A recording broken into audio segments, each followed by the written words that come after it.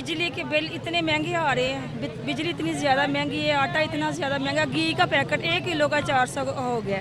एक बंदा 1000 कमा रहा है और 50,000 खर्च को 20,000 कहाँ से लाए। यकीन माने खुदकुशी करने पे मजबूर हो गए हम लोग। घरों से लड़ाइयाँ नहीं खत्म हो रही, जाएं तो जाएं कहाँ। चेयरमैन की तरफ से हमें कोई रिस्पांस नहीं मिला, जबकि हम वज़ीर-ए-आज़म इमरान खान के शुक्रगुजार हैं कि उन्होंने हमारी सैलरी इंक्रीज़ की है। लेकिन हमारा अपना इदारा ईटीपी बोर्ड डॉक्टर आमिर वो हम इस चीज़ की परमिशन नहीं दे रहा।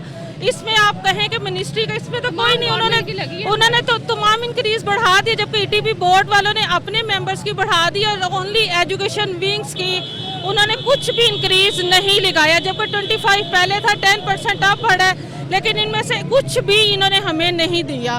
लिहाजा हमारी इनसे यही इल्तमास है इमरान खान साहब से कि काइंडली हमसे ऐसा सलूक ना किया जाए। हम ईटीपी बोर्ड के एजुकेशन विंग के मुलाजिमीन हैं, 20 साल हमारी सर्विस है, लेकिन इस साल जो है मौजूदा चेयरमैन साहिब के दौर में 25% इलावन जो गवर्नमेंट ने ऐलान किया है अभी तक हमें नहीं दिया जा रहा। मार्च से गवर्नमेंट ने ऐलान किया, अभी तक हमें नहीं दिया जा रहा। उसके बाद बजट इजाफे में 10% गवर्नमेंट ने ऐलान किया है, अभी तक हमें नहीं दिया जा रहा। ये तमाम मुलाजिमीन जो आए हैं इस बात पर एहतजाज कर रहे हैं कि हमें हमारे हक़ से महरूम किया जा रहा है। यही हमारा मुतालबा है कि जो गवर्नमेंट ने हमें हमारा हक़ दिया है, चेयरमैन मतरूका अमलाक वक्फ बोर्ड से हम यही गुजारिश करते हैं कि हमें हमारा हक़ दिया जाए।